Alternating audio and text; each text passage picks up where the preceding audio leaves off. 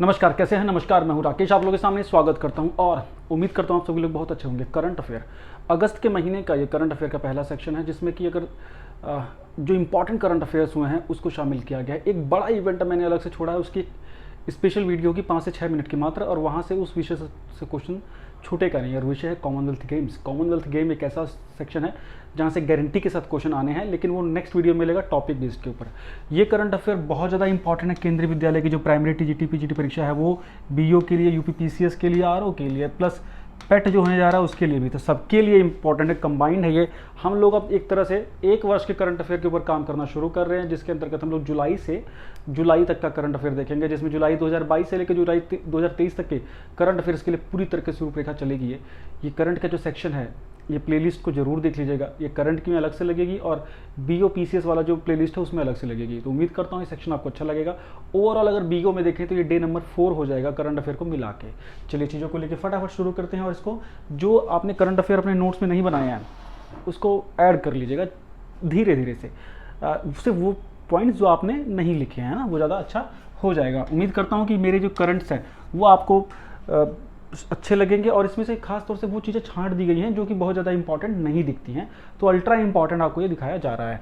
हाल ही में second generation का ethanol का प्लांट लगाने की घोषणा की गई है। वो प्लांट किस राज्य में स्थापित होने जा रहा है? मैं बता दूं कि इथेनॉल को लेकर भारत सरकार जो है वो बहुत तत्पर दिख रही है, और भारत सरकार ने एक बड़ा लक्ष्य रखा कि जल्द ही हम लोग 20% का जो इथेनॉल डिज़ोल्व करना है पेट्रोलियम प्रोडक्ट्स में, वो उसके टारगेट को खासतौर से पेट्रोल में अचीव कर लिया जाएगा। इथेनॉल जो है वो ऊर्जा का एक बड़ा स्रोत होता है। शुगर केन से जो हमको शुगर बनती है उसमें एक बाई प्रोडक्ट के रूप में इथेनॉल में निकलता है C2H5OH, है ना। और उसका एक प्लांट स्टेब्लिश किया जाएगा किस राज्य में? हरियाणा में। परीक्षा में ऐसे क्वेश्चन स्ट्रेट वन लाइनर के रूप में सीधे सीधे पूछे जा सकते हैं। तो हरियाणा में इथेनॉल का एक बड़ा प्लांट लग रहा है,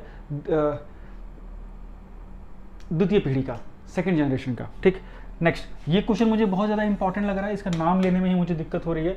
ये है लद्दाख का सर्वोच्च नागरिक सम्मान। लद्दाख जो ऑटोनमस जो रीजन है, ऑटोनमस वहाँ की जो ऑटोनमस बॉडी है लद्दाख केंद्र शासित प्रदेश की, उसके द्वारा ये सम्मान दिया गया है इस बार दलाई लामा जी को। दलाई लामा तिब्बत के धर्म गुरु, जो कि निर्वासित जीवन जी रहे हैं भारत में, और भारत तिब्बत को समर्थन देता है, उनको ये लद्दाख का सर्वोच्च नागरिक सम्मान दिया गया है, जिसको मैं प्रोनाउंस करने की कोशिश करूंगा, दीपैल रंगम दुस्तोन अवार्ड। तो दुस्तोन के नाम से आप इसको याद कर सकते हैं।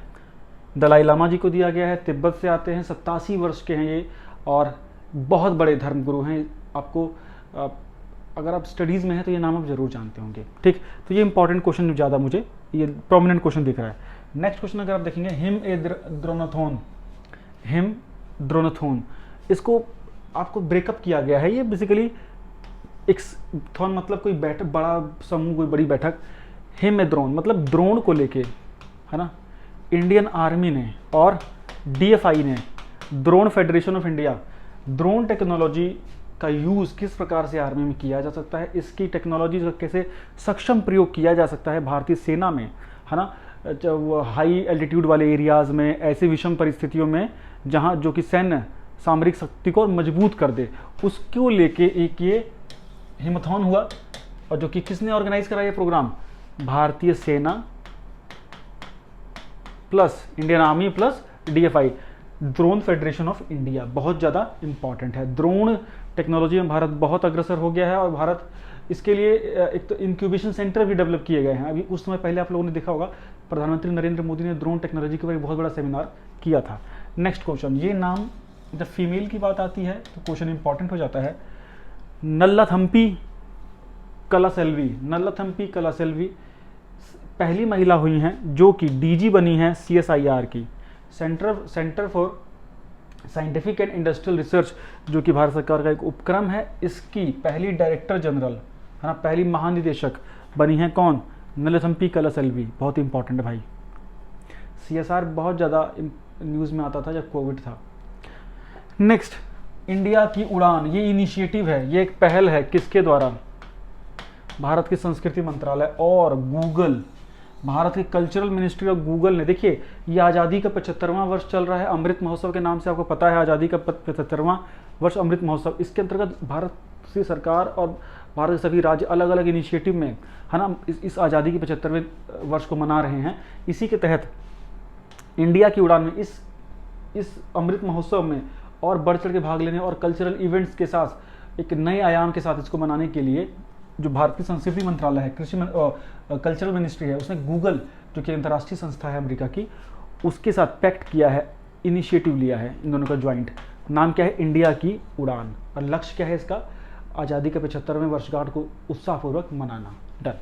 नेक्स्ट है स्काईलाइट। स्काईलाइट एक युद्ध अभ्यास है भाई, जबरदस्त। नाम से पता लग रहा है स्काईलाइट।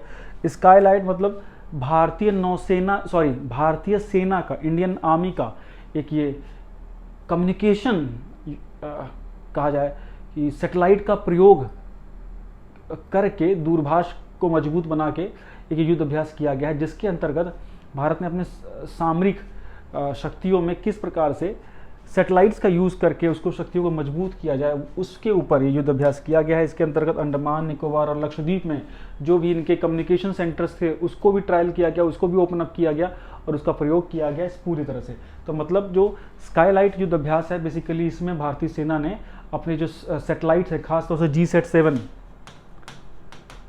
इसके साथ इसका युद्ध अभ्यास किया है, इसको यूज़ किया है, इनकी टेक्नोलॉजी को यूज़ किया है कि किस प्रकार से सैटेलाइट का यूज़ किया जा सकता है विषम परिस्थितियों में, किस प्रकार से आज की आधुनिक उन्नत सेना के निर्माण में कैसे जो हमारे कम्युनिकेशन सैटेलाइट्स हैं उनका रोल रह सकता है। तो बहुत ही इंपॉर्टेंट है। इसमें लक्षद्वीप और अंडमान निकोबार पर विशेष फोकस किया गया था। डन।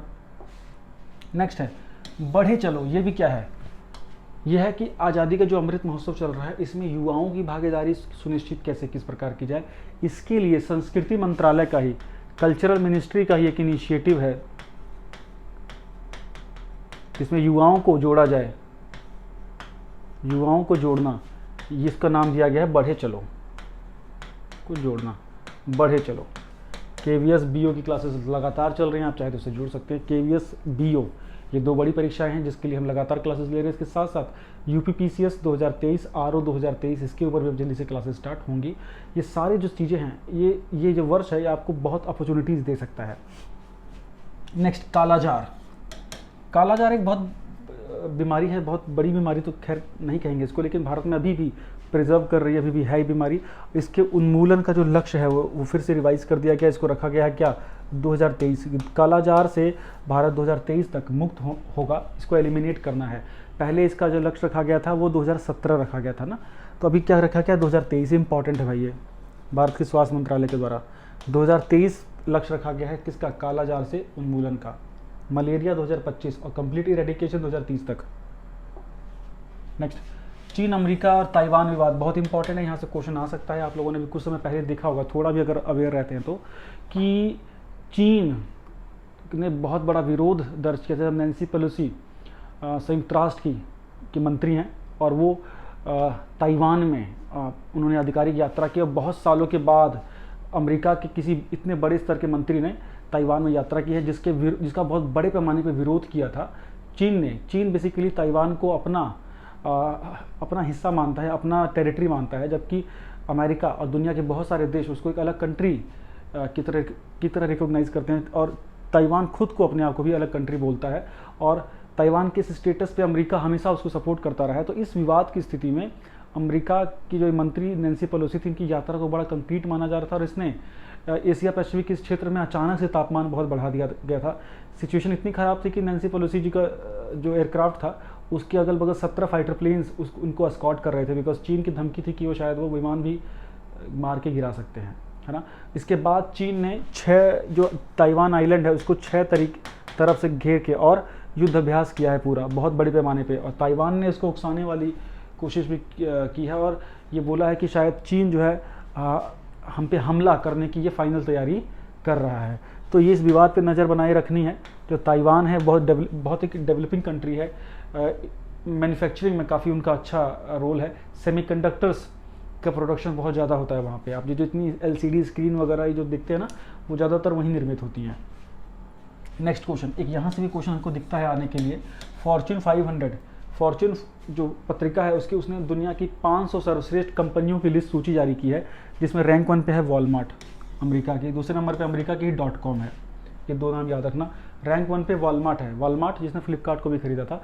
वॉलमार्ट दुनिया की बहुत बड़ी ई कॉमर्स कंपनी है और 17 वर्षों से लगातार वो फॉर्च्यून की लिस्ट में टॉप कर रही है। अभी इसमें काम की चीज़ क्या है कि भारत की 9 कंपनियां हैं जिसको इस सूची में जगह मिली है। इसमें से कुछ कंपनियां मैं आपको बता रहा हूँ। इसमें जो सबसे ऊपर है वो रिलायंस इंडस्ट्रीज लिमिटेड 104वें नंबर पे, इसने 51 पोजीशन का जंप किया है, 155वें नंबर से 104वें नंबर पे आ गई है। इसके बाद आपका 142वें नंबर पे इंडियन ऑयल है, 190 पे ONGC है, SBI 236 पे है, BPCL 295 पे है। 5 मैंने बता दिया, इससे काम चल जाना चाहिए। स्टिल आप और भी अगर करना चाहते हैं तो जो करंट, क्योंकि करंट हम कई बार रिवाइज करते हैं तो उसमें हम और भी चीज़ें इसमें ऐड कर देंगे। नेक्स्ट क्वेश्चन, विश्व का सबसे बड़ा तैरता हुआ सोलर पावर प्लांट कहाँ बनने जा रहा है? देखो ऐसे ये क्वेश्चन पेपर में आएगा, कोई रोक नहीं सकता इस क्वेश्चन को। दुनिया का सबसे बड़ा तैरता हुआ सौर ऊर्जा संयंत्र कहाँ लगने जा रहा है? लगने जा रहा है मध्य प्रदेश में, मध्य प्रदेश के खंडवा डिस्ट्रिक्ट में, खंडवा डिस्ट्रिक्ट। ठीक है, बहुत ही ज़्यादा इंपॉर्टेंट है। नेक्स्ट है मिशन भूमिपुत्र। मिशन भूमिपुत्र क्या है? नाम से पता लग रहा होगा, इस प्रकार के क्वेश्चन पेपर में आते हैं। ये असम गवर्नमेंट की स्कीम है जिसके अंतर्गत वहाँ की जो जनता है, वहाँ के जो इंडिजिनस लोग हैं, उनको कास्ट सर्टिफिकेट डिजिटलाइज रूप में प्रोवाइड कराया जाएगा और उसी को मिशन भूमिपुत्र का नाम दिया गया है। नेक्स्ट क्वेश्चन, तिरंगा उत्सव। आपको पता है कि तिरंगा उत्सव मनाया जा रहा है कब से? 2 अगस्त से। 2 अगस्त से तिरंगा उत्सव मनाया जा रहा है किसकी याद में? पिंगली वेंकैया, जिन्होंने भारत का तिरंगा डिज़ाइन किया था, है ना। भारत का जो वर्तमान तिरंगा है इसको इन्होंने ही डिज़ाइन किया था और इनका 146 बर्थडे था इस दिन पे और इसे तिरंगा उत्सव के रूप में मनाया गया है। तो ये तिरंगा उत्सव चल रहा है, आप देख रहे होंगे देश में जगह जगह तिरंगा बनाए जा रहे हैं, उसको बड़े बड़े जो लोग हैं अपने स्थानों पर लगा रहे हैं, अलग अलग इंस्टीट्यूशंस में लग रहे हैं, विभिन्न प्रकार के तिरंगा से रिलेटेड एक्टिविटीज़ चल रही है गवर्नमेंट इंस्टीट्यूशंस में। तो ये सब इसी के अंतर्गत ही आ रहा है। तो पिंगली वेंकैया को आपको याद रखना है, क्वेश्चन यहाँ से बनेगा। ठीक है, next point, Ayman al Zawahiri, ये नाम आपको याद रखना होगा बिकॉज अलकायदा का ये प्रमुख था। ओसामा बिन लादेन के मरने के बाद इसको प्रमुख बनाया गया था और इसको अभी अमेरिका ने काबुल में मार गिराया, अफगानिस्तान में मार गिराया है। बहुत ही इंपॉर्टेंट है, अलकायदा का चीफ था ये। ठीक है, अमेरिका ने इसको मार गिराया है। अमेरिका के राष्ट्रपति जो बाइडेन ने इसकी पुष्टि भी की थी। तो ये थे करंट अफेयर्स। कैसे लगे मुझे बताइएगा। जिस भी परीक्षा की प्रिपरेशन कर रहे हैं ऐसे ही करंट अफेयर्स के लिए रेडी रहिए, बिल्कुल बाहर नहीं आएगा इससे। Thank you so much, bye bye.